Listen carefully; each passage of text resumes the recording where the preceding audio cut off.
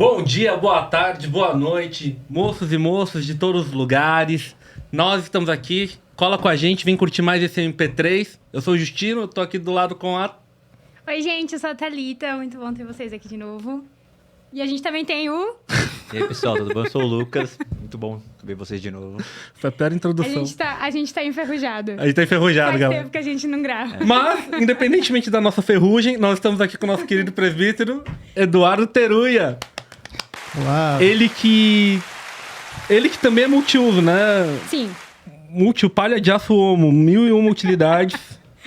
Compre a sua, não estamos sendo patrocinados. Mas ele que, pra começar, é mais importante, é marido da Cecília. É verdade. Ele é presbítero da nossa igreja há quanto tempo, Teruya? Presbítero há uns 16 anos. Meu Jesus amado. Minha coisa. Minha idade. Daqui a 2 anos, o seu presbiterato pode dirigir, né? Já pode pegar um carro. Você também foi conselheiro dos jovens por bastante tempo. 12 anos. Meu Deus do céu. Esses cabelos brancos são por causa disso, né? Fala sério. Em boa parte, sim. Uma alegria. E ele foi o grande responsável aí pela última turma de Apocalipse que a gente teve na igreja, né? Exatamente. Agora no primeiro semestre ainda, né, no início do ano, a gente deu aulas de Apocalipse, 10 aulas na IBD adultos. Chegaram ao fim da aula, todo mundo ficou feliz, com medo, como é que foi? Todos felizes, mais calmos, mais tranquilos. Amém, Aquela amém. paz, né, no coração. E a gente trouxe aqui pra falar justamente sobre a segunda parte de Apocalipse que a gente prometeu pra vocês há não sei quantos meses. Tem um tempo. Tem um tempo. Não sei também quanto tempo. Então, essa é a segunda parte. Se você ainda não viu a primeira parte com o Jonatas Camargo, cola lá, porque elas vão se complementar hoje. Beleza? É um prazer estar com você aqui, Teruya. E a primeira pergunta que eu tenho pra te fazer com relação ao tema é que a gente tem uma perspectiva muitas vezes muito distorcida de Apocalipse, porque é um assunto muito midiático, né? O fim dos tempos, como é que vai ser, o mundo vai explodir. E eu acho que uma coisa que é muito comum é a gente se apegar muito a uma certa série chamada Deixados para Trás.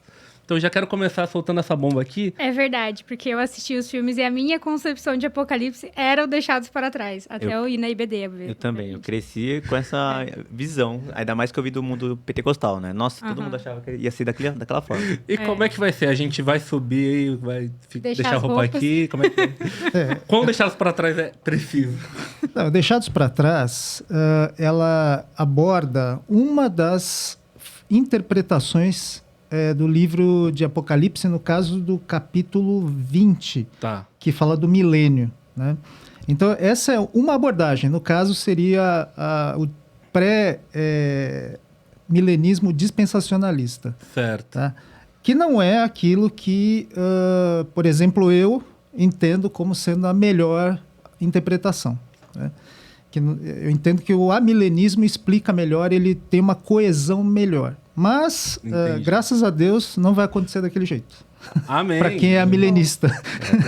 Né? Ou seja, para quem é milenista, Deixados para Trás é que nem Vingadores Ultimato. É, mesma coisa. Ficção de cinema. Bom, veja, aí a gente começa já a entrar nas interpretações, né? Eu sei que a gente vai falar disso mais para frente. Vamos, com certeza. Mas para acalmar os corações, né? Não vai acontecer daquele jeito, não vão sumir os pilotos, os motoristas de ônibus, o avião não vai cair, né? Porque aquilo pressupõe um período de arrebatamento, né? Entendi. Que, no caso, vai preceder a volta de Jesus. Entendi. Né? Então, não é isso que a gente entende. Entendi. Né? Tá? Então, não vai acontecer daquele jeito. A gente entende que quando Jesus voltar, aí sim, acaba tudo de uma forma tranquila, em paz. Amém. Afinal, ele é o seja. príncipe da paz, né? Amém. Faz sentido que seja Faz assim. sentido. Muito bom. Mas já pela sua introdução, eu já percebi, então, que Apocalipse é, de fato, um texto complexo, né? É uma visão que João teve, etc. E eu queria começar perguntando, assim... Óbvio que, como qualquer outro livro da Bíblia, é importante. Mas qual que é a importância para mim, para Thalita, pessoas que não são... Pro Lucas, que não são teólogos, qual que é a importância do crente comum estudar Apocalipse hoje? Sim. Bom, primeiro, Apocalipse é o livro mais estudado pela academia, pelos estudiosos, pelos teólogos. Ainda é o livro mais estudado, né? Porque ele é um livro muito simbólico e isso já, por si só, suscita essa necessidade, né? de ser estudado. E pelas polêmicas envolvendo o fim dos tempos. Então, isso também é outro motivo. Bom, para nós que somos crentes comuns, vamos chamar assim, né? A importância é, primeiro, nós entendemos qual é o objetivo do livro, por que ele foi escrito. Né? O objetivo de Deus com o livro de Apocalipse era trazer conforto, né? Esperança para o povo de Deus. Porque qual que era o contexto ali de quando o livro foi escrito? Ele foi escrito no final do primeiro século, anos 90 e alguma coisa, né? Não tem exatamente uma data, talvez 96, enfim. Mas o apóstolo João estava exilado na ilha de Patmos, né? Todos os outros apóstolos já tinham sido martirizados, todos mortos, né? Uma forte perseguição do Império Romano aos cristãos, e parecia então que o cristianismo ia acabar. Imagina, todos os líderes morrendo, ou mortos, martirizados, os cristãos perseguidos, né? Sendo mortos em arenas, enfim, nesse tipo de coisa que era praticado pelo Império Romano. Então, o livro vem para trazer esperança em meio a essa perseguição violenta, mostrar que Deus, apesar de tudo isso, ele continuava no controle e que a história da humanidade está nas mãos de Deus, estava nas mãos de Deus. Então, os cristãos poderiam ter esperança, poderiam ficar tranquilos, e se aquela perseguição estava acontecendo daquele jeito, né, o mal ainda iria sucumbir, né? E veja que essa mensagem, ela serve para nós hoje. O que a gente está vendo aí? Né? Um mundo cada vez mais degradado pelo pecado, pelo mal, né? E às vezes você fica desesperançoso da vida, você fica desgostoso da vida, né? Então, o livro traz essa mensagem, olha, tem esperança. Deus não perdeu o controle das coisas.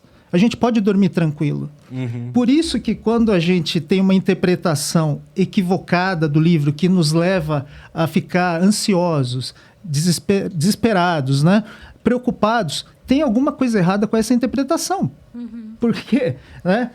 Por isso que a gente falou do Deixados para Trás. Eu acho que assim, todo mundo que assistiu não conseguiu dormir depois daquilo. Sim, certo?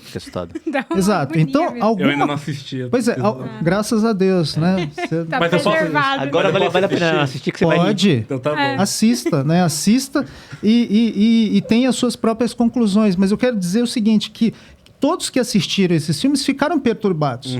E não era esse o objetivo do livro. Então, algo está errado com aquele tipo de interpretação, percebe? Né? É só você ver o que o livro conta e o que o filme conta. Né? Se o apóstolo, inspirado pelo Espírito, tinha um intuito que era tranquilizar a igreja e não está tranquilizando, então realmente faz sentido que tem alguma falha na comunicação do que está sendo passado. Exatamente. Né? A interpretação, ela talvez não seja muito adequada. Né? E nesse aspecto da interpretação, o que a gente precisa ter quando a gente for olhar para o texto de Apocalipse? O que a gente precisa entender? Quais são os pressupostos que a gente tem que partir para olhar para o texto com uma certa segurança? Sim. Bom, em primeiro lugar, é um livro... a gente precisa entender o gênero. Né? Você sabe que a Bíblia ela é formada por vários livros de gêneros diferentes. A gente tem gênero histórico, então são narrativas que não tem a pressuposição de falar só o que é certo. Ali Deus relata, inclusive, o que é errado, né? E fala o que é o certo, o que é a vontade dele. Você tem os evangelhos, que são um gênero específico. Você tem profecias. E o Apocalipse é um gênero de profecia apocalíptica. Ok, é mais específico ainda. Ele é muito específico. Talvez seja o único livro da Bíblia que tem esse gênero. E, portanto, nós primeiro precisamos entender que ele tem um gênero distinto. Ok. Segundo, ele é um livro, dentro desse gênero, extremamente simbólico. Então, é difícil você interpretá-lo, né? Porque esses símbolos, eles não são assim algo que você tem que, ser um super especialista, né, para você decifrá-los. Ou você não precisa recorrer a rituais para você decifrá-lo. Né? Na verdade, o que você precisa é entender bem o restante dos livros da Bíblia, Ok. principalmente o Antigo Testamento. Ok. E aí você vai entender esses simbolismos, né? Então esses são os pressupostos, tá? Ou seja, os números que estão lá não é pra ficar fazendo soma e chegar numa conta maluca de quando Cristo volta. Olha, É a primeira pergunta. Assim. a gente tem... Não são, respondendo Tá, a sua pergunta ok. diretamente, não são. E não sei se vocês sabem, mas todos os que tentaram fazer isso erraram e geraram seitas, né? Sim. Grande parte das seitas, elas surgiram por conta dessa tentativa de decifrar e datar quando Cristo vai voltar.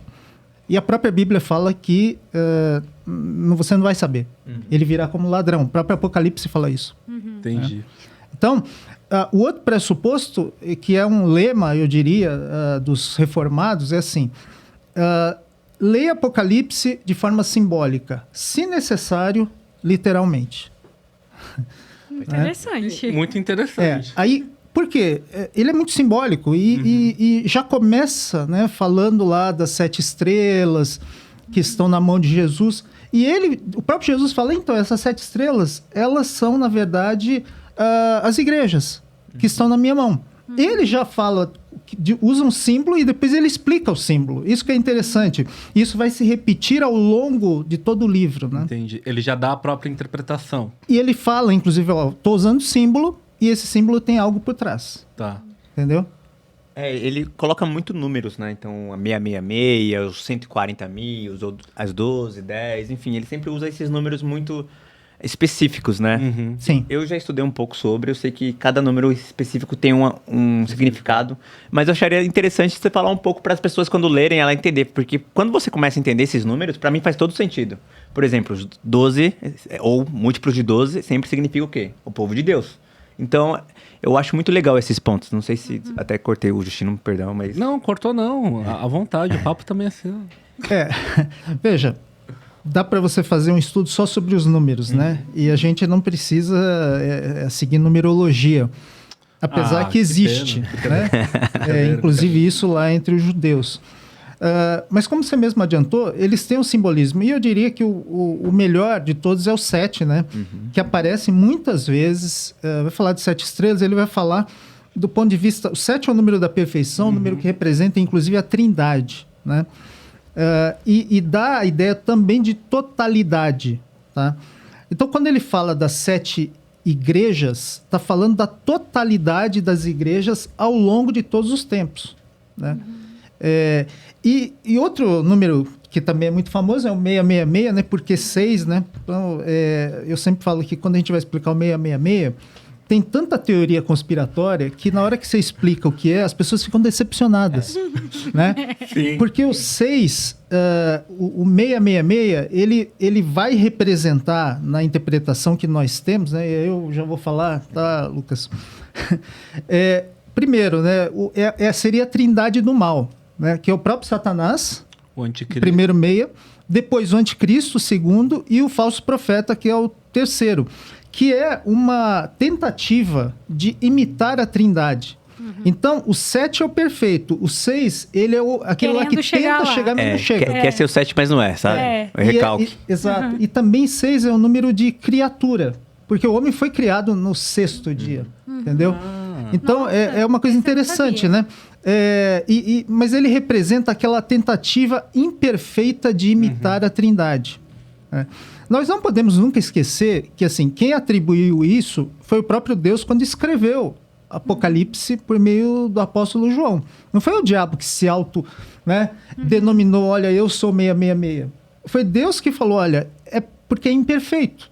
Tentou imitar, mas não conseguiu. E não vai conseguir nunca. Como em várias outras situações da Bíblia, né? E até hoje eu vejo que uma das maiores obras, assim, de Satanás, ele sempre está querendo imitar Deus de alguma forma, ou ele ressignifica coisas que são criadas por Deus, né? Então, é bem simbólico mesmo. É muito simbólico, né? Porque você sempre tenta fazer algo, e você tocou bem no assunto, Satanás, ele conta meias verdades, né? Sim. Meias verdades. Então, eu sempre falo que quando você elabora uma mentira boa, ela tem alguns elementos de verdade, mas que mascaram, e você não consegue distinguir direito, sabe? A própria tentação no Éden vai nessa linha da lógica, né? Você não pode comer do fruto da árvore do conhecimento do bem e do mal. o diabo vem. É verdade que vocês não podem comer nenhum fruto de nenhuma árvore. Ele tem os elementos, né? Mas ele subverte toda a história só mudando uma coisa. Exato. É isso. Faz total sentido. Você falou sobre as 7 igrejas, Teruya, e a gente sabe que tem... Eu vou antecipar um pouco essa pergunta porque eu fiquei assim... Você falou que 7 vai representar, nesse caso, vai representar a igreja na sua totalidade. Ou seja, a igreja pré-Cristo, pós-Cristo, a igreja atual e a igreja completa de Deus, né? Desde o começo dos tempos. Mas a gente tem ali 7 igrejas específicas que são mencionadas. Elas também nos representam? A gente vai ter os mesmos problemas de Tiatira, Esmirna, Laodiceia? Eu diria que as características dessas igrejas, o que Jesus aprova e reprova, elas são um retrato daquilo que nós vemos hoje nas igrejas. Né? Então, talvez nem todas, por exemplo, a nossa igreja não vai ter todas as características ali, mas certo. Algumas vai ter. Então, é muito curioso porque você ali consegue ter um retrato daquilo que é aprovado por Jesus, aquilo que ele reprova, né? E a gente consegue, inclusive, agrupar. Quando a gente estuda as 7 igrejas, a gente consegue agrupar ali, digamos assim, em alguns, de acordo com as características que essas igrejas têm, né? Aquilo que é positivo. Então, as igrejas que não têm, por exemplo, nenhuma reprovação, né? Elas, o que elas têm em comum? Elas sofriam perseguição. Elas guardavam a fé. Né? E aquelas que têm as reprovações, elas esfriaram, elas, enfim, acabaram ensoberbecendo. Né? Então, você vai perceber que não é por acaso que elas estão ali. Ali Entendi. você vai ter pecados que a gente enxerga hoje na igreja. Por isso que a gente tem uma forma de interpretar, né, o livro de Apocalipse, que nos ajuda, inclusive, a ter esse entendimento de que o relato para as cartas, né, o relato para as 7 igrejas, servem para nós hoje em dia. Porque uma forma de você interpretar Apocalipse, que não é aquela que nós adotamos, é que isso só serviu para aquelas igrejas lá do primeiro século. Mentira. Sim. Sim. É o mesmo Então, que qualquer outro livro da Bíblia só serviu para o momento que ele foi escrito. Pois é, mas é um jeito de você interpretar, ou seja, você interpreta que as características das 7 igrejas só representaram ali o que aconteceu no primeiro século, né? E porque o relato das 7 igrejas está nos capítulos 1, 2 e 3, certo? A partir do capítulo 4, né? Aí não aconteceu ainda. Então, por exemplo, esse é o caso do pré-milenismo dispensacionalista, né? Certo. Então, tudo aquilo que está a partir do capítulo 4 ainda virá. E tudo aquilo que é até o capítulo 3 já aconteceu. Ele é dispensacionalista porque justamente ele dispensa 1, 2 e 3. Não, Não, é mais complexo que isso. Perdão. essa foi né? Foi uma boa tentativa, mas... Não, eu realmente eu ainda não peguei a característica do dispensacionalismo. Porque assim, o dispensacionalismo ele é uma forma de você entender como Deus se relacionou com o seu povo, desde ali de Adão e Eva. Certo. O problema do dispensacionalismo, na minha visão, veja, eu respeito quem é dispensacionalista, mas eu discordo. Correto. Né? E aonde está a minha discordância? Em primeiro lugar, eles entendem que Deus ele se relacionava com o homem e testava o homem em algumas dispensações. Inclusive, são 7 dispensações. Né? Então, primeiro com Adão, aí não deu certo, aí tenta uma outra dispensação. Então, é como se fosse uma tentativa e erro. É como se Deus falhasse ao longo do processo e tentasse cada vez remediar. Exato. Tanto que a última dispensação, que é a dispensação da igreja, em que a igreja vai também falhar, né, que é essa nossa aqui, ela existe como um plano B porque os judeus rejeitaram o Messias. Né? Então, como Cristo foi rejeitado pelos judeus, certo? Entendi. Então, o plano B foi a igreja, que é essa nova forma de dispensação. Mas que a igreja também tem os seus problemas e também vai falhar nisso daí, por isso, né? Vai ter os 1000 anos, que é para, enfim, redimir de todo esse problema. E tudo aquilo que foi prometido no Antigo Testamento, a igreja não cumpre nessa teologia dispensacionalista. Né? Então, ela vai ser cumprida só no milênio, só quando Cristo voltar. Né? Então, veja, tem umas questões complicadas, né? A gente está entrando aqui, mas Sim, é importante saber, porque assim, quem é reformado vai começar a estranhar muito essas histórias. Eu vou chamar de incongruências, mas esses pontos que Divergências. Esses pontos que não convergem nas escrituras. Exato. Entendi. Então, você percebe... Por meio dessa visão. Exato. E tem uma distinção muito clara, né? Ou seja, Israel é o povo de Deus, que Deus fez a aliança lá, então Israel tem um tratamento diferente da igreja. Ou seja, nós que somos aliancistas, né, a gente não crê nisso, né? A gente crê que o Israel de Deus, inclusive Paulo vai falar isso, né? São aqueles que são descendentes de Abraão pela fé, que é o nosso caso, e não o étnico, né? Não que o étnico não seja importante, mas eu entendo que o privilégio deles já foi de ter sido o povo pelo qual veio o Messias, né? E eles podem ser salvos hoje crendo em Cristo também, certo? Então, bom, enfim. Não, perfeito. Acho que a gente abordou bem essa introdução aí já, né? Sim, muito. Até para entrando nesse assunto das divergências, a gente vê que tem muita divergência, você já comentou algumas. Como a gente consegue estudar a palavra de uma forma correta para que a gente não caia nessas divergências? Porque eu acho que Apocalipse acho que é o livro mais difícil e, como você disse, mais estudado, e tem muita gente que pensa diferente. Eu acho que é o livro que mais tem gente que pensa diferente na Bíblia é Apocalipse. Então, como a gente estuda de uma forma correta isso? Bom, primeiro, precisamos ter boas referências, tá, Lucas? E eu diria que, mesmo você tendo boas referências, você vai ter algumas dúvidas.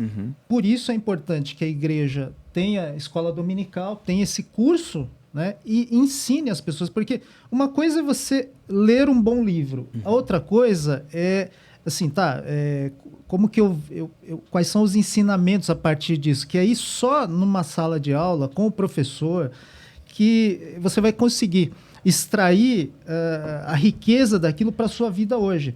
Por exemplo, quando nós demos aula de Apocalipse, foi muito interessante que a gente falou de discipulado, nós falamos de evangelismo, falamos de vida cristã, e as próprias pessoas falaram assim, mas, nossa, nunca imaginei que o livro de Apocalipse proporcionasse esse tipo de discussão em sala de aula.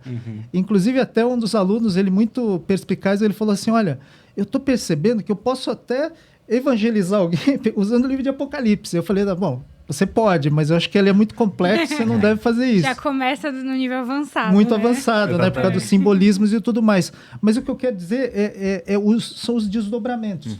Então, ter esse curso na EBD é muito importante. Agora, eu trouxe também aqui uma referência, né, que é o do William Hendrickson, um livro chamado Mais Que Vencedores. Ele mostra, ele traz, na verdade, uma estrutura que nos ajuda a entender o livro de Apocalipse. Tá? Eu não sei se tem como, enfim, projetar aí, mas eu... Pode por aí, Matheus, por favor. Já tá tudo certo. O Matheus já... Que isso, Eu tô Matheus, pedindo, ele já tá entregando, Eu sei cara. que muita gente só está ouvindo a gente, né? Então eu vou tentar ser bem também didático aqui. Esse livro Mais Que Vencedores, ele foi escrito na década de 40, 1940. Ele é um livro antigo, mas é um livro que influenciou todos os reformados e continua influenciando até hoje. Porque ele propõe algo assim como se fosse o livro de Apocalipse, né? A cena do período entre a primeira e a segunda vinda de Jesus, descrita como se fosse assim, várias câmeras diferentes abordando a mesma cena, tá? Que é o período entre a primeira e a segunda vinda de Jesus. Algumas cenas explorando mais ou menos a primeira ou mais ou menos a segunda vinda. Tá? Então, vocês vão ver que é como se fosse assim, né? 7 imagens da mesma cena, tá? Com características diferentes. Então, isso é uma coisa importante também. Eu falo para as pessoas que se você está assistindo um jogo de futebol, que é essa imagem que a gente está projetando aqui, como se fosse um jogador prestes a chutar para o gol, e aí uma câmera pegando esse jogador, a outra pegando o goleiro ali, né, de costas, a outra dando um foco mais no chute que ele vai dar, né? enfim, várias câmeras diferentes, 7 câmeras, né? E a gente consegue, então, a partir dessas visões, ter um entendimento mais completo daquela cena. Então é isso que ele propõe, tá? E também você também não precisa ter a pretensão de querer entender todos os detalhes dessa cena. Sim. Porque, por exemplo, se você vai falar assim, né? Você está vendo lá o jogo de futebol, não sei se você percebe, mas tem gente assim que chega e fala assim, o que está escrito na camiseta do jogador mesmo? Bom, olha para a cena do gol, né? Não tá vendo o jogo, né? Não tá vendo o jogo. Menos o O que jogo. está escrito naquela placa ali atrás, né? Do goleiro, entendeu? Não, isso não interessa por enquanto. No caso, eu veria a placa e não o jogador. Pois é. Então, uma das coisas importantes é a gente dar atenção para aquilo que é o big picture, né? Ou seja, a cena central. É isso que nós temos que entender. Porque alguns símbolos nós não vamos entender muito bem. Como eu disse, é um livro que continua sendo estudado. Então, eu já dei esse curso 3 vezes. Quando eu dei pela primeira vez em 2012, eu não tinha o mesmo nível de entendimento e de referências que a gente teve agora, para dar esse curso agora, em 2024, 12 anos depois, né? Então, você percebe que as coisas elas vão mudando. Né? Bom, e aí se a gente for verificar aqui, agora peço para passar aqui, né, o slide, o Mais Que Vencedores, ele vai dar essa estrutura. Então, entre a primeira e a segunda vinda de Jesus, ele vai dividir os capítulos do livro de Apocalipse em 7 sessões, que chama de paralelas, porque, de fato, elas vão cobrir a primeira e a segunda vinda, e são progressivas, porque vai chegar no ápice, que é o novo céu e nova terra, certo? Mas, percebam que a primeira sessão, que pega os capítulos de 1 a 3, ela vai falar das 7 igrejas e pega o período todo entre a primeira e a segunda vinda de Jesus. Ou seja, aquelas igrejas, as características, elas estão presentes até que Jesus volte. Entendi. Entendeu? Depois você tem os 7 selos, que pega os capítulos 4 a 7. Vai falar da perseguição da igreja, a igreja sendo perseguida pelo mundo. A seção 3 pega os capítulos de 8 a 11, vai falar das 7 trombetas, que é o juízo aos que perseguem a igreja. A seção 4 vai falar do 666, né? São os agentes aí do mal.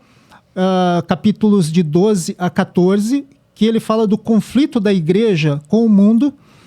As 7 taças estarão ali na seção número 5, que são os capítulos 15 e 16, que vai falar da justa ira de Deus, que é algo bastante importante também de entender, né? Quem acha que Deus é só amor, não vai entender Apocalipse, tá? Porque Deus é um Deus irado.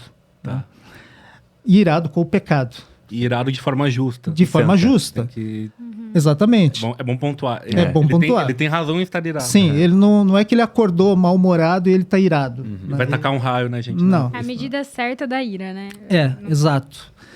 Bom, a seção 6 vai falar da derrota desses agentes do mal, que aparece lá no 666, então os capítulos de 17 a 19, vai falar inclusive das bodas do Cordeiro, e Novo Céu e Nova Terra, a última sessão, capítulos de 20 a 22, vai falar do juízo final. Perceba que o capítulo 20, que fala do milênio, ele está incluso aqui nessa última sessão. Tá. Essa estrutura proposta aqui no livro Mais Que Vencedores, né, lá da cultura cristã, nos ajuda a estudar e a entender o livro nessa abordagem simbólica, entendeu? Porque ele está falando aqui, ó, isso você não precisa ler de forma literal, porque se você lê o livro de Apocalipse, né, achando que a cronologia começa no capítulo 1 e termina no 22, você vai perceber uma coisa estranha, assim, parece que o mundo ele é destruído várias vezes. Que ele repete as histórias, né? Ele repete. De formas diferentes. Exato, né? Mas o que é que o Hendrickson percebeu? Então, essa repetição, ela é proposital, mas é porque são sessões que mostram o início e o fim de vários ângulos diferentes. E aí a gente começa a entender melhor. Então, detalhe importante, só os reformados também entendem desse jeito. Tá. Porque é simbólico. Aí bate com o amilenismo, entendeu? Entendi. Então, quem lê de forma literal acha que isso aqui é uma heresia. Né? No caso, né? Você falou de amilenismo, então vamos falar um pouquinho sobre esses milênios aí, não sei. Sim. A gente tá com quanto tempo? Temos 20 minutos, dá pra falar. Dá pra falar. Dá pra falar em 5, né? Nada. Tranquilo. Tô brincando. Tranquilo, nada. Você já falou que a gente tem a nossa postura é com relação ao amilenismo, né? Sim. Então, tem vários nomes aí. Pré-milenismo dispensacionalista, que você já trouxe aqui um pouquinho também. Pós-milenismo e o amilenismo. O amilenismo é porque não tem um milênio? Então, Não? esse nome ele é infeliz para começo de conversa, porque parece que você não crê no milênio, mas o milênio está lá nos 1000 anos ali, entendeu? No capítulo 20 de Apocalipse. Esses 1000 anos, eles aparecem só 3 lugares na Bíblia. Aparece no Salmo 90, que fala que para Deus um dia como 1000 anos e 1000 anos como um dia. Uhum. Vai falar lá também 2 Pedro, capítulo 3, mais ou menos a mesma coisa, tá? E aqui no capítulo 20. Então, é bíblico. Uhum. Não é que a gente não acredita. A gente acredita que o milênio, ele é um símbolo. Tá. Né? Assim como o Lucas falou dos números, esses 1000 anos, eles são simbólicos. Só que isso gerou tanta controvérsia que acabou criando essa divisão. Só por causa do milênio tem as vertentes escatológicas. Então você tem esse pré-milenismo, pós-milenismo e o amilenismo. Então o amilenismo acredita no milênio, só que esse milênio é simbólico. Tá? Uhum. Não quer dizer 1000 anos literais. Agora, as outras abordagens, o pré e o pós é em relação à volta de Jesus. Né? Tá. Então o pré-milenismo, ele acredita que Jesus vai voltar antes, né, desse milênio, desses 1000 anos. E aí, como ele volta antes, ele vai reinar aqui na Terra, tá? Ok. Com a igreja, esses 1000 anos. Para que nesses 1000 anos, as promessas feitas por Deus ao povo judeu, elas se realizem. E se cumpram aqui. Se cumpram aqui. Tá. Tá?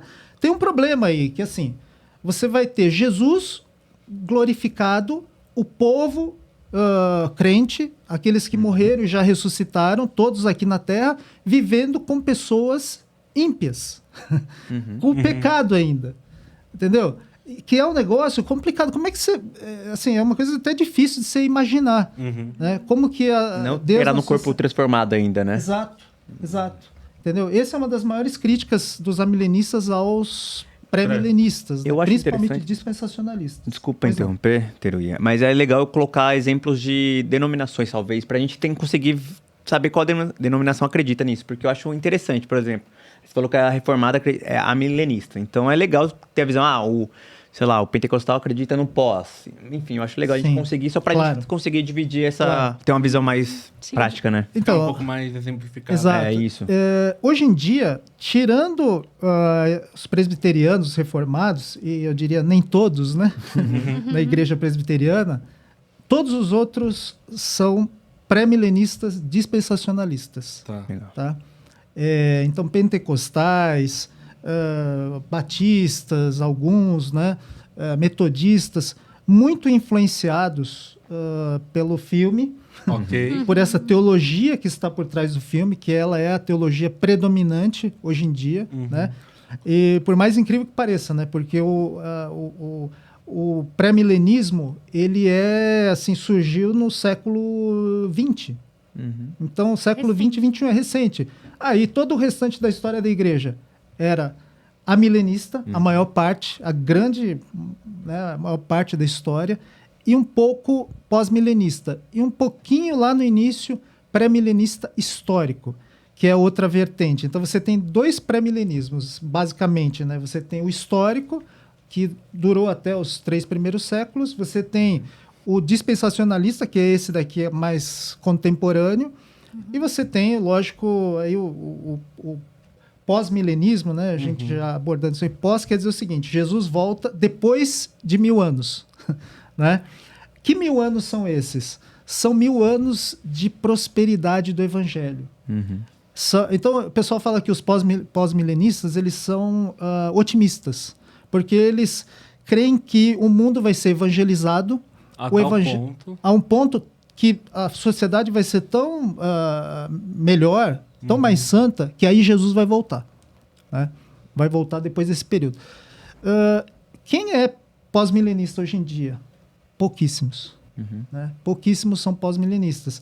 Porque o pós-milenismo, ele foi assim muito predominante na época da Reforma e também na época dos avivamentos.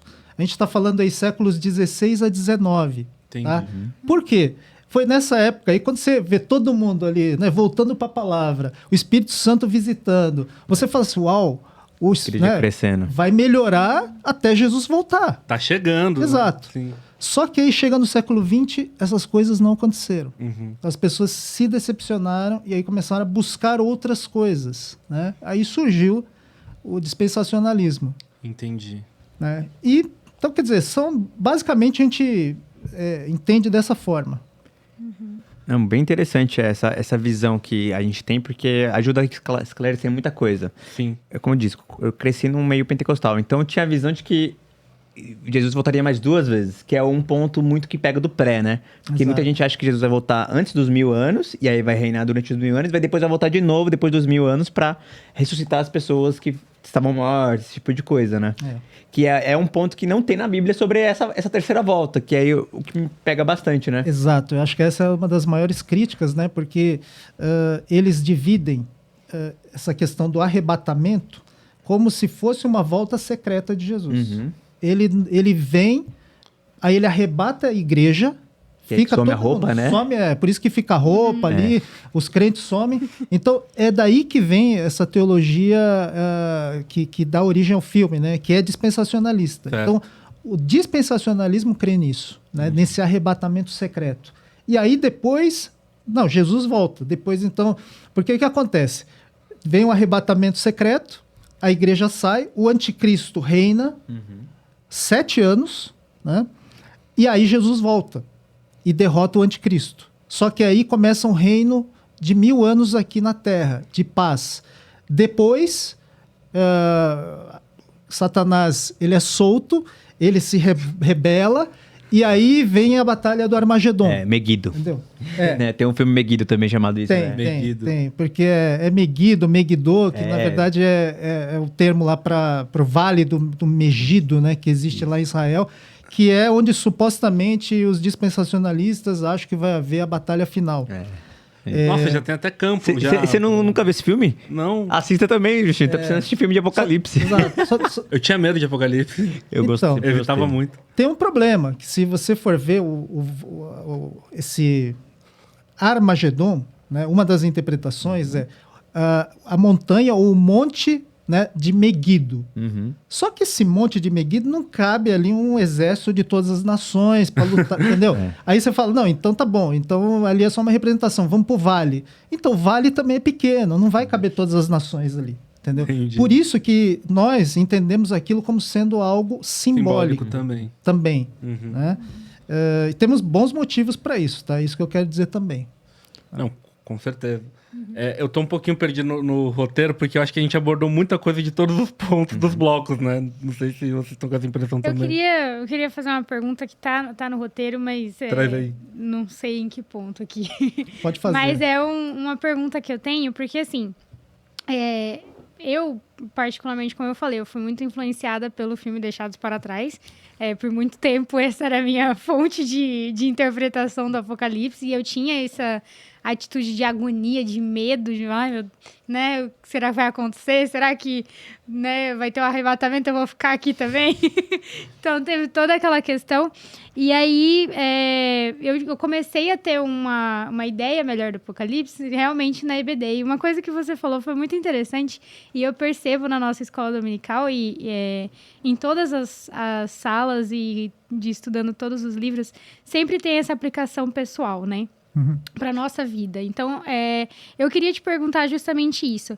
Quais são os perigos que pode ter na vida, no nosso dia a dia mesmo? A gente não entender o Apocalipse da forma correta. Ou pelo menos não se esforçar para buscar uma interpretação coerente, né? Sim. Algo nesse sentido. Sim. Bom, primeiro, veja, tudo aquilo de ruim que está descrito, que a gente tem medo no livro de Apocalipse, tá? É juízo de Deus contra aqueles que não são filhos dele. Então, hoje a gente fala assim, a gente fica revoltado, né? Fala assim, nossa, a corrupção, olha só, eles estão, né, roubando as pessoas, por exemplo, no Sul, no momento que eles estão passando super necessidade.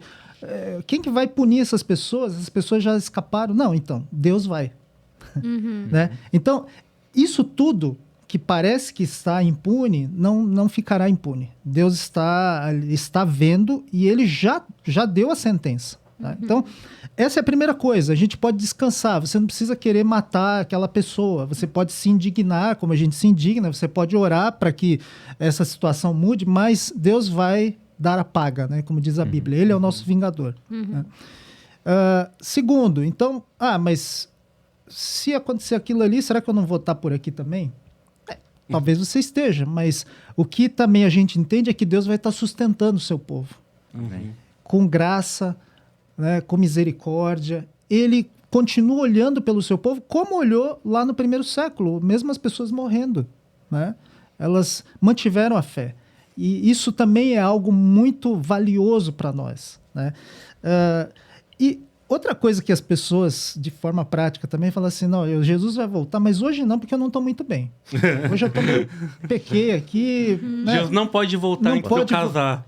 Não pode voltar antes de casar, não pode voltar hoje, hoje eu acho que eu não estou salvo. Meu pai fala isso, meu pai é pentecostal e fala, se você estiver no jogo do Palmeiras e Jesus voltar, você vai ficar, hein? Acho que é o medo de ir no jogo do Palmeiras por causa disso. Mas aí você percebe, olha só, essa questão da teologia de que as pessoas não acreditam em eleição. Então, se você não acredita em eleição, se Jesus voltar e aquele dia você caiu da graça, você ficou. Você entendeu? Agora, perde fácil, né? Você perde fácil. Qualquer coisa. Exato. Na verdade, é incoerente, assim, no sentido de que você ganha pela graça e você perde por obras. E depois, se você for bonzinho, você ganha de novo por obras. Né? Então, isso é meio complicado. Vou escrever seu nome aqui no livro, não, vou apagar de novo, vou escrever de novo, vou apagar de novo. Entendeu? Como se Deus estivesse errando, né? Exato. Constantemente. É lápis, tem que ser lápis. Por isso que as pessoas, elas têm esse medo. Então, a gente não espera ou não tem expectativa que Jesus volte aqui na nossa geração. Às vezes não quer isso. Então, você não chega e fala assim, Maranata, vem Senhor Jesus. É a última coisa que você vai falar. Entendeu? E que é um problema teológico. Porque se a vida com Cristo é muito melhor, por que eu não quero que ele venha? Sim. Sabe? Nossa, eu mal posso esperar por uma época em que eu não tô mais pecando e nem sentindo o peso da queda. Só de conhecer Jesus de face a face, né? Meu Deus do céu. Sim. Não tem nada melhor. Tudo aquilo que o pastor Jonatas Camargo falou aqui, né? Exato. Ele me fez ter um anseio enorme. Acho que é um ponto importante. Se você não assistiu o episódio do Jonatas, assista, que vale a pena. Mas pode assistir esse primeiro, que eu acho que um liga o outro. Não precisa assistir em ordem, tá? Mas é interessante porque a partir do momento que a gente coloca qualquer coisa nessa terra como sendo melhor do que estar com Deus, já é uma idolatria, né? Sim. Então, a gente tem que tomar muito cuidado com isso também, né? Sim. É não entender, né? Como estar com Cristo é incomparavelmente melhor, como disse Paulo. E também não entender que o plano dele também envolve o tempo e o modo como ele vai fazer as coisas do texto de Apocalipse acontecerem. O tempo é dele. E se for pra ser agora, é perfeito. Se for pra ser daqui a 1000 anos, literais ou não literais, é perfeito, né? Sim, sim. A gente esquece um pouco desse lado da perfeição também de Deus. É incrível como a má interpretação de Apocalipse, ela é consequência de muitas más interpretações. Questão da eleição, como você trouxe, não entender que Deus é perfeito. A gente rejeita as verdades do próprio Deus, né? Quando a gente eu sei que a gente tá no final aí, mas eu gosto de, inclusive, deixar as pessoas na aula falarem heresias. Porque só aí você vai detectar e você vai poder, com cuidado, com amor, ajudar essa pessoa. Né? Então a aula tem que ser um ambiente seguro para que as pessoas falem heresias. E você não corte, não recrimine, não humilhe a pessoa. O que no nosso meio é muito difícil. Exato. Né? Difícil. Exato. Então, só assim a gente vai saber. E é muito curioso, nessas aulas de Apocalipse que a gente deu agora recentemente, você percebe vários problemas desses, porque você deixa as pessoas falarem. E aí você vai com cuidado, né? Conduzindo. Né? E é muito legal quando você percebe que no final a pessoa fala assim, no final do curso, nossa, agora eu tô em paz. Foi muito bom isso. Uhum. Não foi um conhecimento que só entrou por um ouvido e saiu e alimentou só a sua mente, mas foi pro coração. Deixa de ser um debate meramente teológico, intelectual e se torna uma coisa para transformar a sua vida. Exato. E foi essa abordagem que a gente quis dar nesse curso. Não uma abordagem excessivamente teológica, mas uma abordagem prática Esse curso está disponível, os vídeos estão disponíveis no Padlet, né? do curso. Perfeito. Seria bom falar, né? Como se inscrever, como as pessoas podem acessar. Na verdade, tem o link que a gente pode deixar A gente aí, vai ele é deixar o aberto e Checa aí nos comentários fixados, na descrição, a gente conversa com Vai o Pedro. colocar em algum lugar. A gente vai colocar isso em algum lugar. sim. Teruia, infelizmente, eu tô olhando pro tempo aqui, nosso tempo tá acabando. É. Mas eu queria que você, primeiro, obrigada por, né, todos esses esclarecimentos. E eu entendo que a importância da gente estudar é justamente isso. Ver que não é um livro para causar o medo, mas pelo contrário, é um livro de esperança, né? Para Perfeito, essa é trazer a palavra. paz Esperança. para aqueles que têm Cristo como seu único salvador, né? E aí eu queria que você terminasse com suas considerações finais, assim, se teve alguma coisa que a gente não perguntou, mas você acha que é interessante ressaltar também. Bom, primeiro eu queria agradecer a oportunidade, o convite, né? Para mim foi uma honra participar honra, aqui com É um vocês. prazer. Uma honra estar na Uma mão honra dela. nossa. Meu Deus. Uma honra dupla por ter conseguido dar esse curso pela graça de Deus e também por aproveitar esse conhecimento para estar aqui com vocês, né? Então, eu agradeço muito. E, veja, eu diria que, para mim, pessoalmente, né, foi uma jornada transformadora. Porque você vê como a palavra de Deus ela traz luz para a vida das pessoas. E muitos alunos falaram, olha, a gente estava preso em alguns conceitos aqui que nos deixavam apavorados, nos deixavam assim, perturbados, ansiosos. E depois que a gente conversou, a gente apresentou, essas pessoas dormiram tranquilas. Isso é bom demais. Então, para mim, como professor, se a gente conseguiu chegar no coração e trazer essa paz de Cristo, é o que a gente espera, né? Que o livro de Apocalipse traga de uma forma bem interpretada para todos aqueles que estudam esse livro, que é maravilhoso e nós não podemos pulá-lo, né? Assim como a gente pula Levítico, né? Como a gente pula genealogia, Genealogia, Quem mas nunca? ele é um livro valioso, precioso e que vai falar justamente da eternidade também, né? Como o pastor Jonatas bem destacou aqui. Então, é isso. muito bom, gente. Infelizmente, acabou o nosso tempo. O Exato. Matheus daqui a pouco vai estar me matando, o Juan daqui a pouco vai estar me expulsando. Mas, Teruia, eles já agradeceram, mas é um prazer inenarrável tê-lo aqui, né? É mesmo. Gosto Exato. muito de você, sabe disso. A gente tá se devendo um café, mas isso a gente agenda depois. E é isso, pessoal. Muito obrigado por ter escutado a gente até aqui hoje. Nossas redes sociais. Nossas redes sociais, @ipp.tv, @mocidadepinheiros, Pinheiros. @ippinheiros, Teruia, @teruia, TERUIYA, tá? Só tem esse Teruia Google afora, tá bom? Que honra, né? Isso, gente. E é isso, Muito pessoal. obrigada. Sempre ali, Deus ó. abençoe. Tchau, Deus abençoe, pessoal. a gente se Prazer. vê no Apocalipse. Estudem Apocalipse. Amém. Espera a eternidade. Até a glória.